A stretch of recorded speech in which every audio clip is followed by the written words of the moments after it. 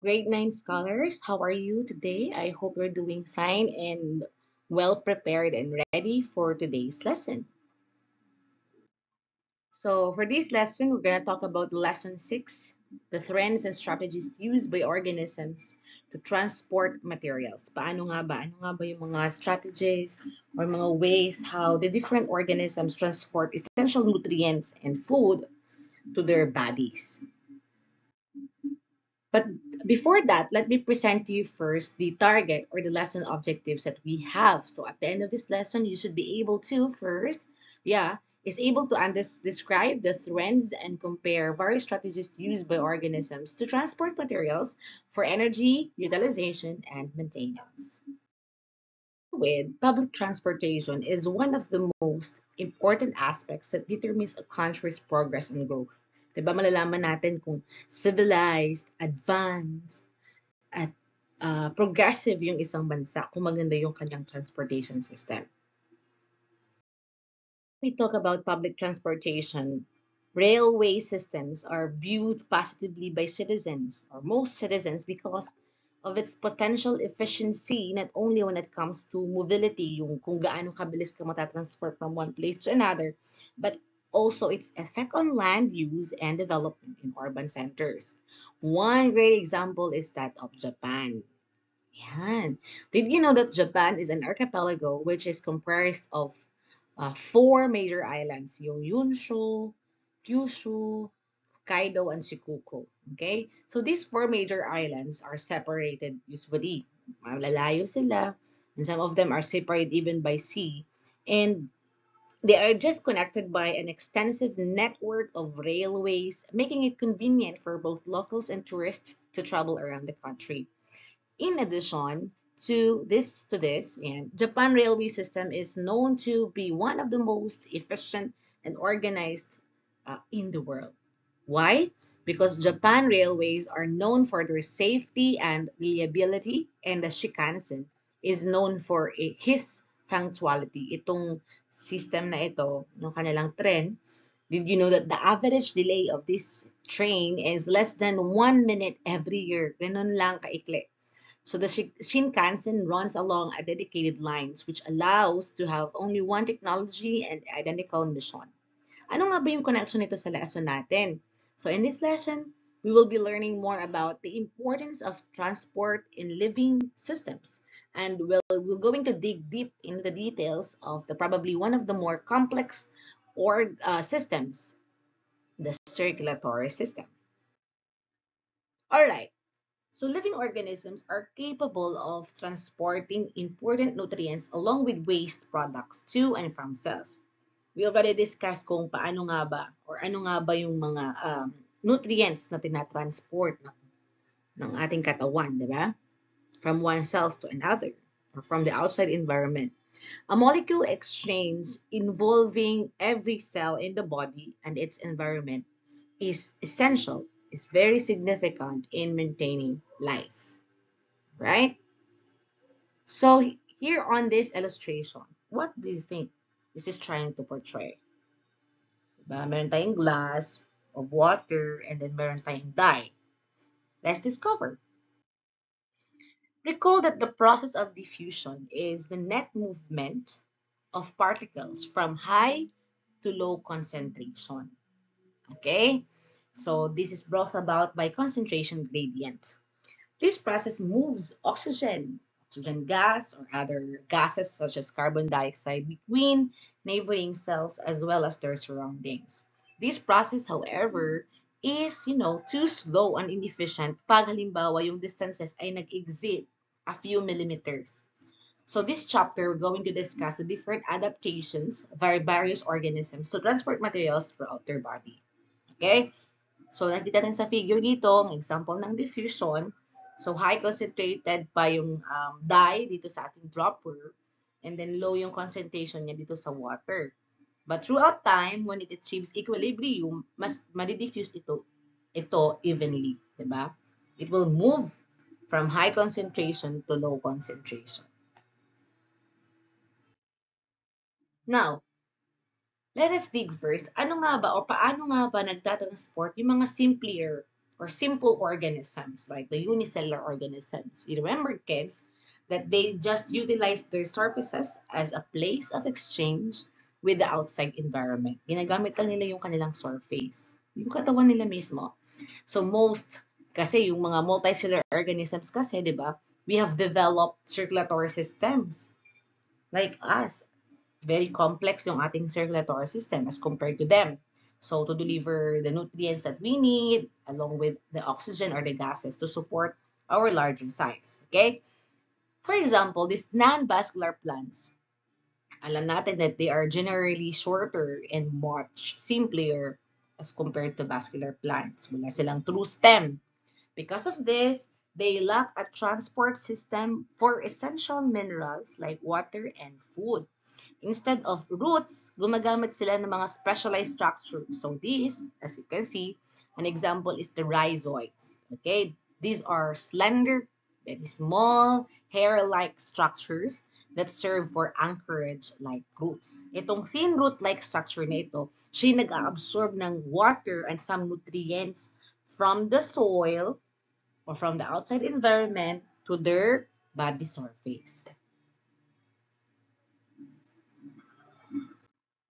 However, for vascular plants, okay, they have specialized conducting tissues. Na-discuss na natin to sa lesson natin, previous lessons natin, yung mga specialized tissue system, yung vascular tissue system, namely the xylem and the phloem, to conduct water, food, and other nutrients throughout the plant body.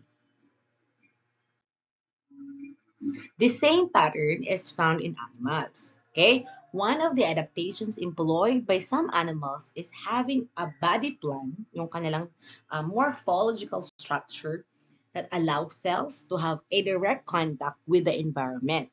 One very famous example is the simpler members or the most simpler members of the animal kingdom, the sponges. Okay? Did you know that sponges do not have a circulatory system? Meaning wala silang dugo. Okay? Wala silang blood. Since, anong ginagamit nila?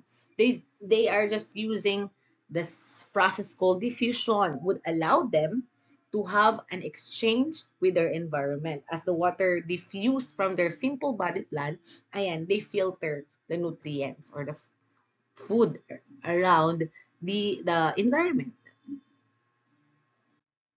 So, in animals like sea jellies and other cnidarians, meron silang tinatawag na central gastrovascular cavity. Remember this term, okay? Ano nga ba ito? This is responsible for both digestion of food and the transport of nutrients throughout their body.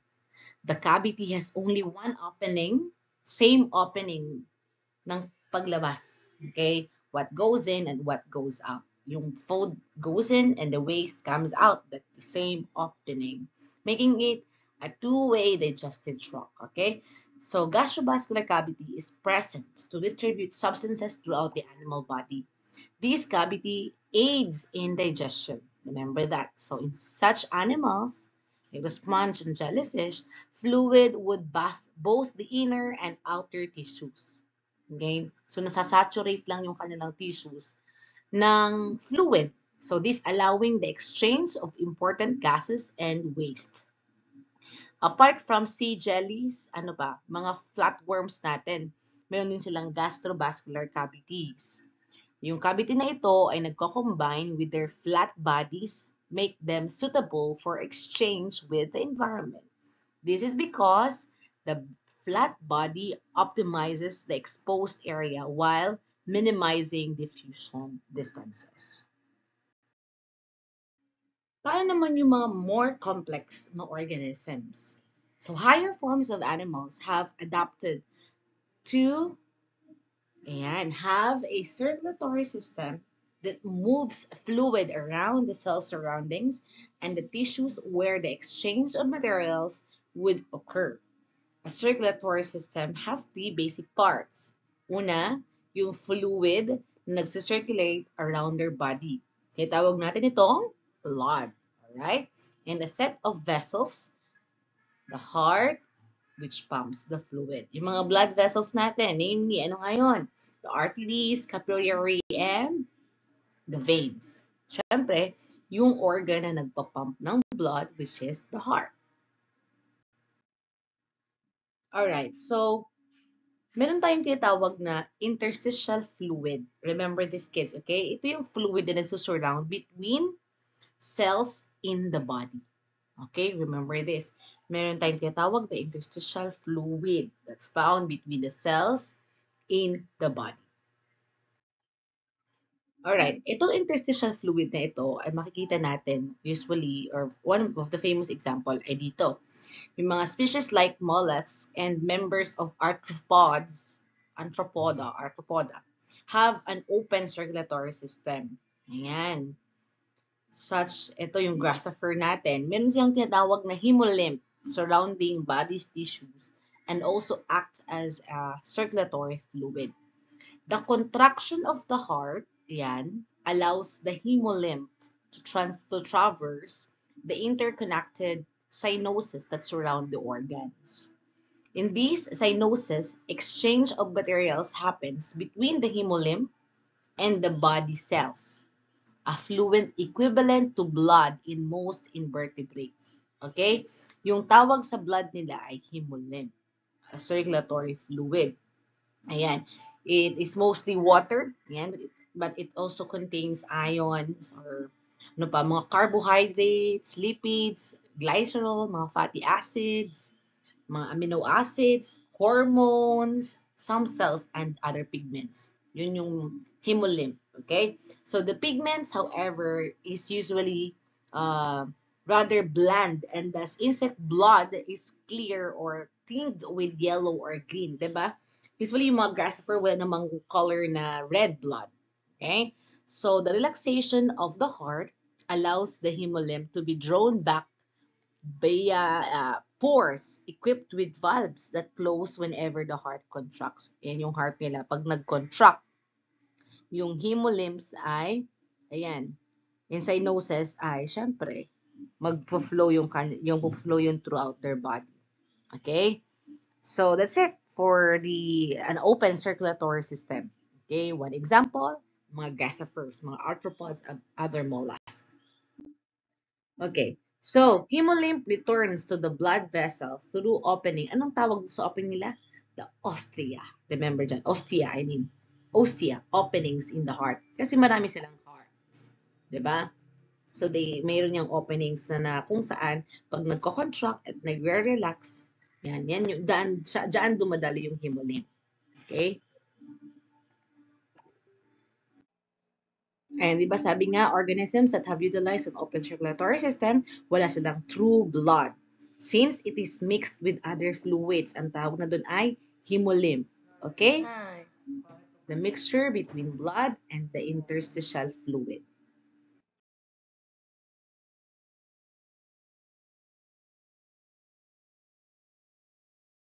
Members of phylum Annelida, like worms, cephalopoda, mga cephalopods, at lahat ng vertebrates have closed circulatory system.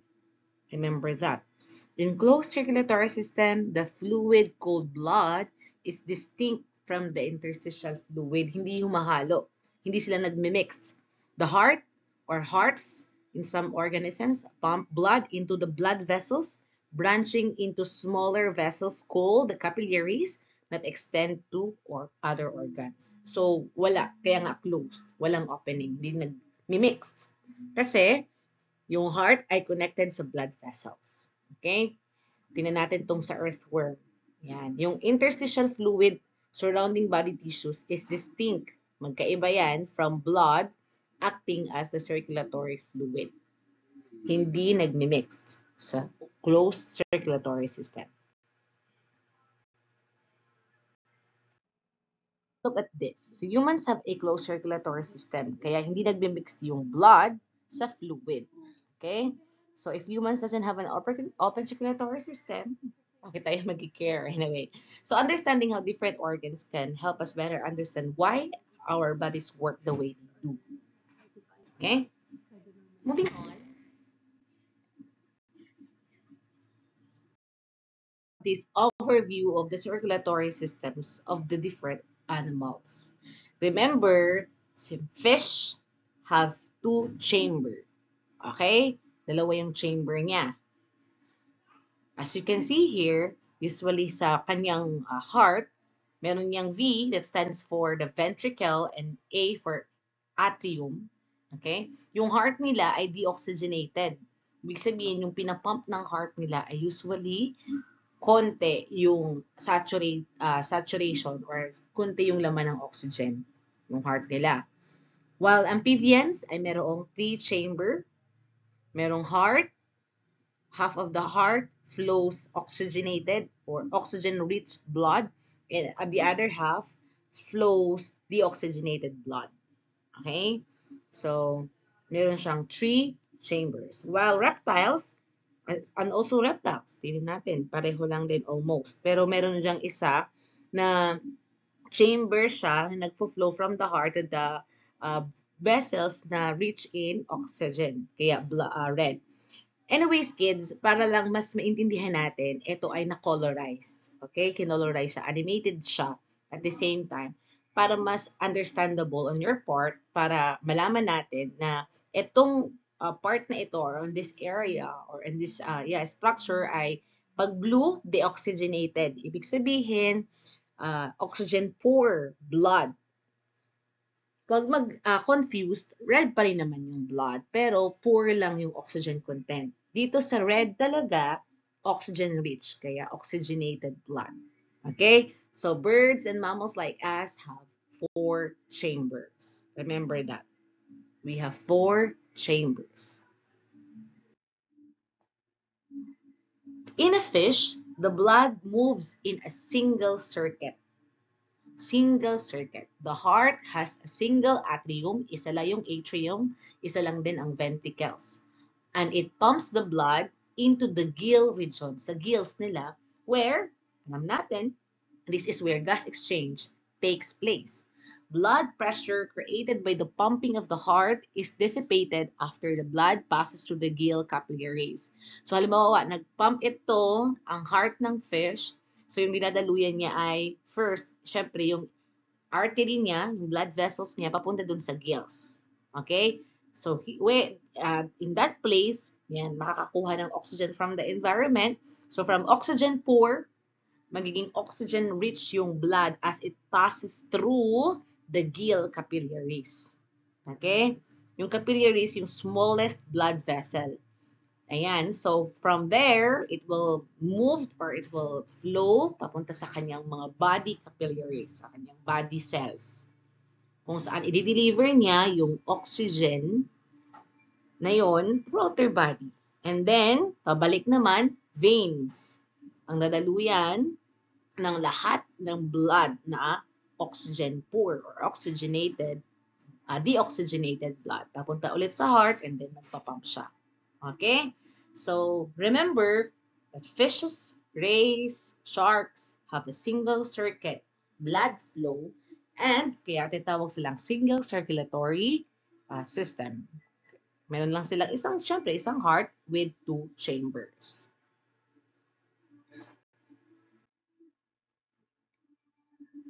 While amphibians and most reptiles have two circuit system in which the heart pumps blood to both the lungs and the body itself.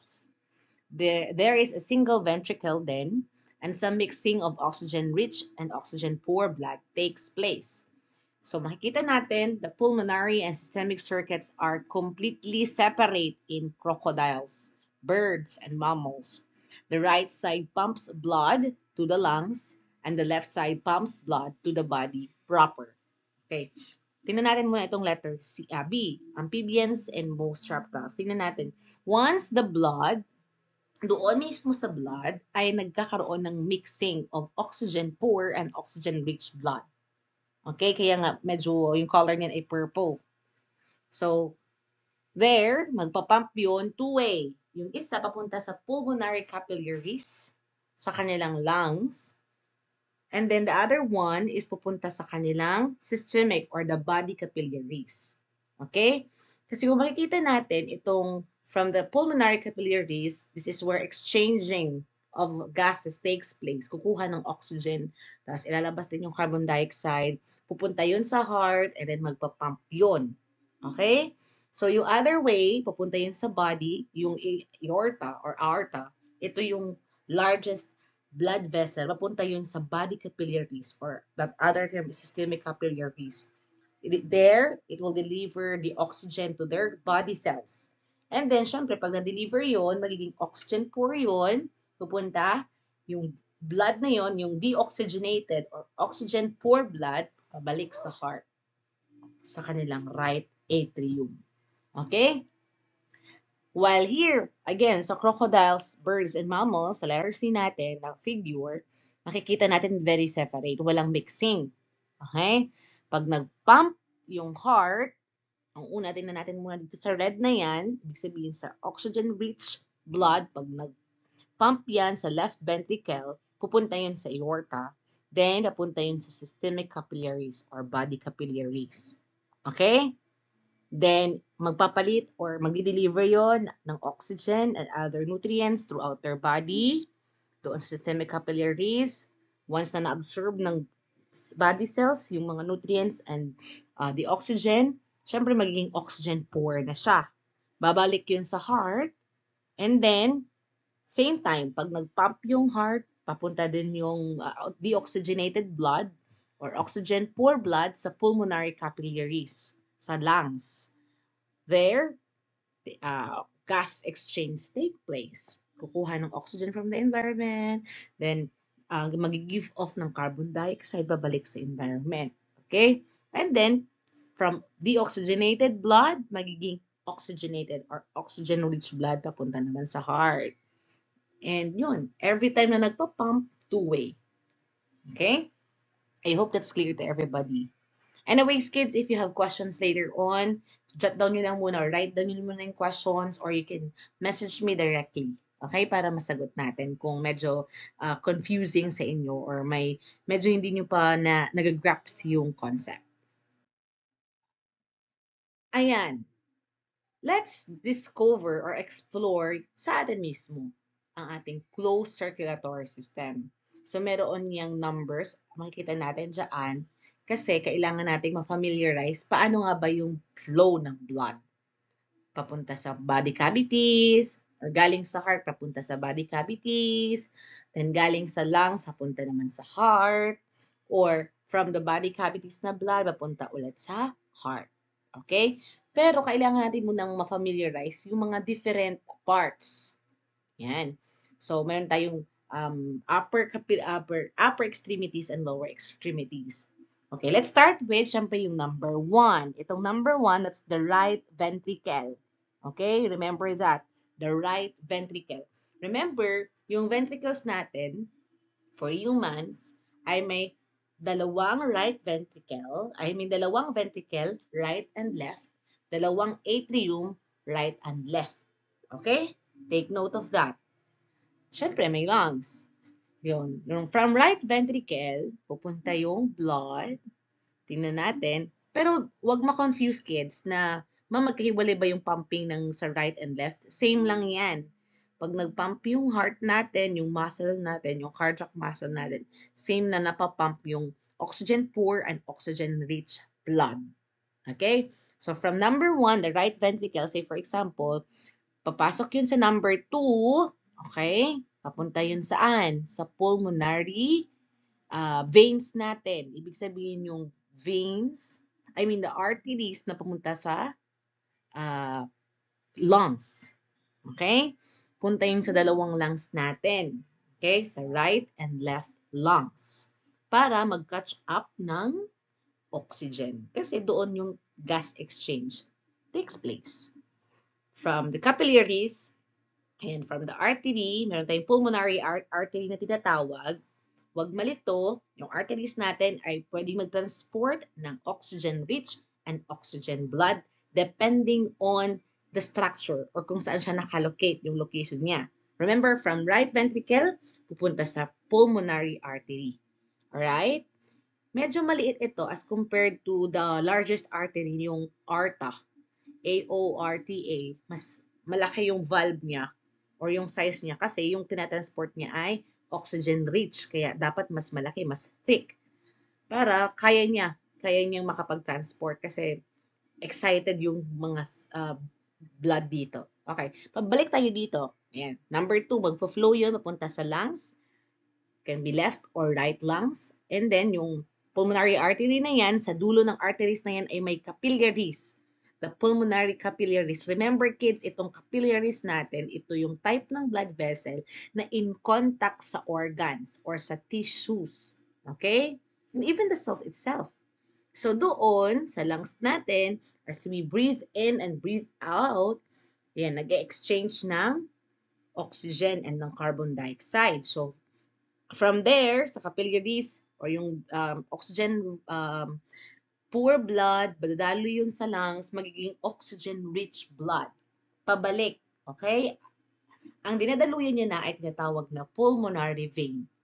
Remember kids, ito lang yung lagi nating tandaan. Keep in mind na yung vein, itong mga veins na ito are usually the blood vessels na bumabalik or nagtatransport ng blood pabalik sa heart. So, siguro, ano na natin, vein, pabalik. Tandaan lang natin yung idea na yon, vein, pabalik. Ayan. So, from the lungs, pupunta yun sa heart.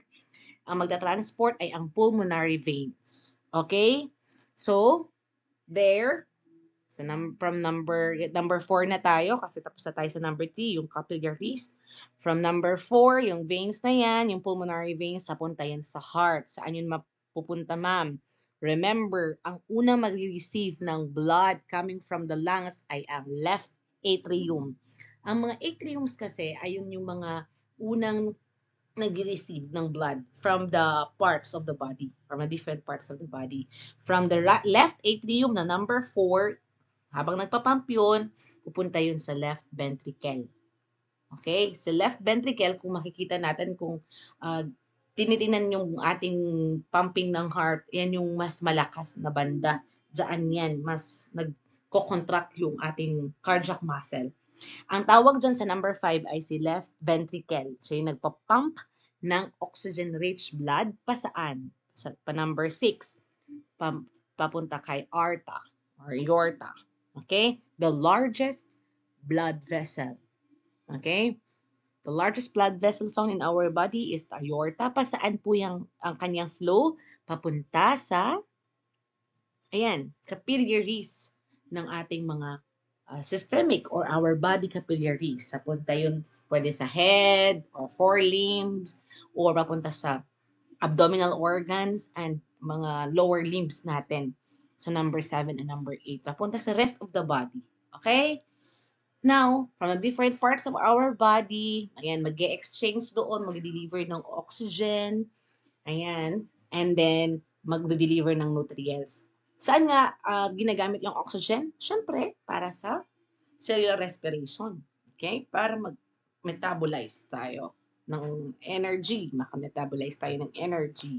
Maka-synthesis din tayo ng energy. Okay? There, pag halimbawa, dumali yung blood, papunta sa mga tissues natin, sa cells tissues natin, nag-deliver yun ng oxygen and other nutrients, yung blood nagfo-flow doon sa capillaries, magiging oxygen, from oxygen rich, magiging oxygen poor, pabalik yun lahat. Saan? Okay? Remember, yung ating mga superior vena cava at inferior vena cava, veins, yun yung mga blood vessels na nagtatransport ng oxygen-poor blood from the rest of our bodies, from the body tissues. Okay? Inferior sa taas, sa baba. Superior para sa taas, inferior sa baba. Okay? Papunta sa number, saan? Papunta sa number 11, which is the right atrium. It receives oxygen-poor blood. Then, it will pass down saan? So, nagpo-pump natin doon sa the right ventricle. Okay? Punta sa right ventricle and the cycle goes on and on every time we breathe in and we breathe out and every time that our heart pumps. I hope that's clear to everybody. Okay? That's the blood flow in our body. Okay? Remember that, kids? Ito yung pathway. Ayan, in-explain ko na agad. Ayan, makikita natin ito yung pathway. Actually, ginawa ko to, sariling gawa ko to na flow chart ng pathway of blood. Okay? Depending on kung saan mo gusto magsimula. Alright? Pwedeng galing ka muna sa lungs, yung pulmonary artery, sa punta sa pulmonary vein. Remember lang dito, yung left natin na atrium, siya yung nagre-receive ng oxygen, oxygenated or oxygen-rich blood. Ang left ventricle naman ay nagpa-pump ng oxygen-rich blood papunta sa largest artery, the aorta, papunta sa lahat ng body cells where exchange of gases happens. Yung capillaries natin kasi yung thinnest blood vessel. Kaya nga, syempre, in contact siya dun sa ating body tissues at sa ating body cells kasi very small yon. From the oxygen rich, magiging oxygen poor, punta sa inferior, sa vena cava, pwedeng sa taas, sa superior, from the head and forelimbs, at sa lower extremity, sa inferior vena cava. Then, marireceive yun ang deoxygenated blood or oxygen poor blood sa right atrium, papuntang right ventricle, dadaloy naman yon saan? Pulmonary arteries, pabalik sa lungs, in which their gas exchange takes place. Okay? Para kumuha ulit ng oxygen at mag-gives off ng carbon dioxide. Alright? I hope that's very clear to you. I need you to familiarize this as much as you can para aware kayo sa ating circulatory system and how the blood flows from the rest of our body or to the rest of our body. So ito yung mga references sa kids. Sa teaching guide natin, kumuha ako doon sa Liz Campbell Biology 9th edition at syempre itong lagi kong minimension sa inyo, yung book ni Sylvia Ismarier, The Essentials of Biology. Alright? So, yung quick quiz na to, sige, let's have a quick quiz. Yung mga answers po ninyo ay isend nyo na lang sa akin. Or, hindi, kindly write on your notebook and we're going to check that pag bumalik na ako, pabalik ko. Alright? Anyways, pala, I guess hindi ko na i-flash dito. So, pagbalik ko na lang yung quiz. Or I will going to send to you na lang yung take-home task natin for your points. Yan, para maka-add tayo sa inyong points. Alright? So, yeah, that's it, I believe. If you have questions or clarifications or mga any more confusing concepts for you, do not hesitate to ask me or to tell me. Alright? So I hope you learned a lot. That's it for today's lesson, for today's video lesson. And enjoy the rest of the day, kids. I hope mapanood nyo ito hanggang last. Alright, goodbye, kids. See you.